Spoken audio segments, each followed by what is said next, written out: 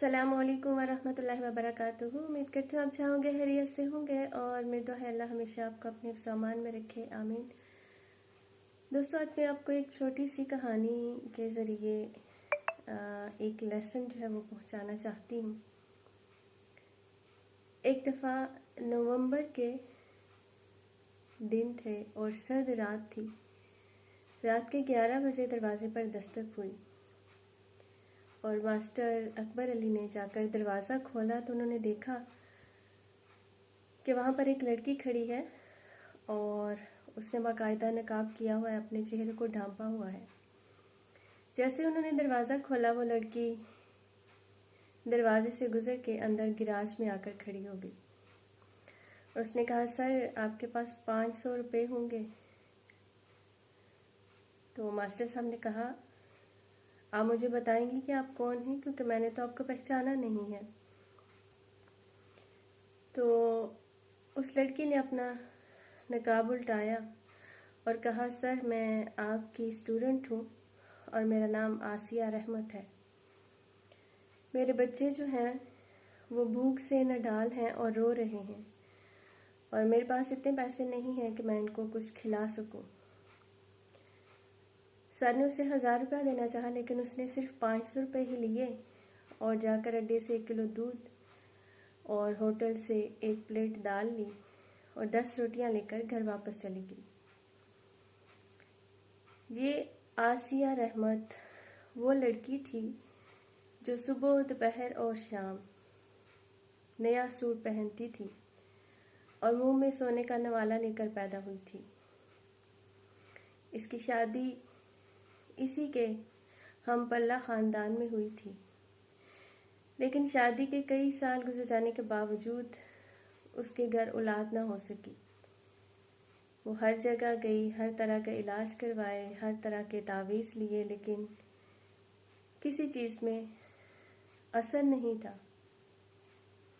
آخر ایک رات اس نے اٹھ کے تہجد کی نماز پڑھی اور دعا مانگی کہ یا اللہ تو مجھ سے ساری مال و دولت لے لے، اور اس کے بدلے میں تو مجھے اولاد عطا فرما دے، کیونکہ میں ہر صورت میں ماں بننا چاہتی ہوں۔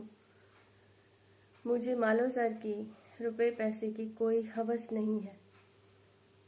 اگلی صبح اس کے خاوند کو دل کا دورہ پڑا اور وہ اللہ کو پیارا ہو گیا،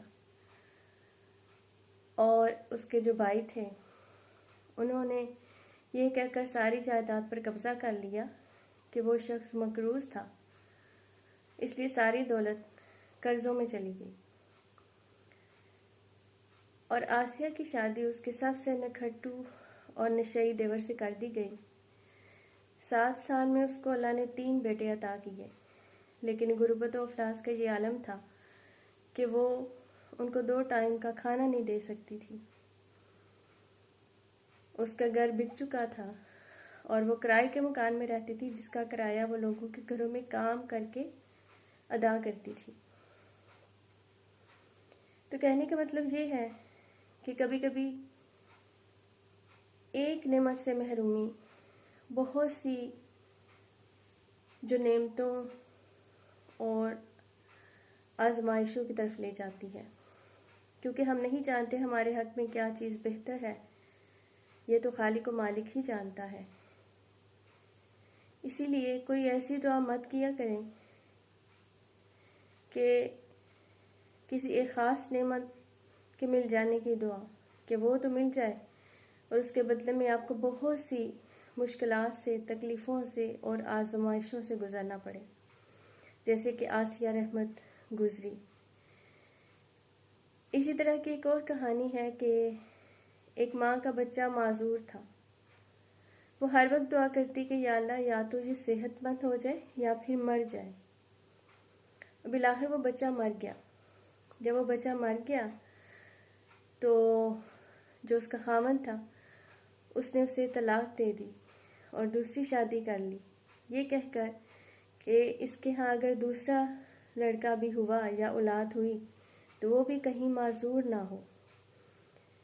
جب تک وہ زندہ تھا اس کا خاوند اس سے بے پناہ محبت کرتا تھا، اس نے کبھی دوسری شادی کا نہیں سوچا تھا۔ لیکن جب وہ فوت ہو گیا تو ایک آزمائش کے بعد دوسری آزمائش تھی، تو پھر اسے معلوم ہوا کہ اس ایک بچے نے کتنی آزمائشوں کو اپنے اوپر روکا ہوا تھا، جو کہ اس کے جانے کے بعد اس عورت کو ان آزمائشوں کا سامنا کرنا پڑا۔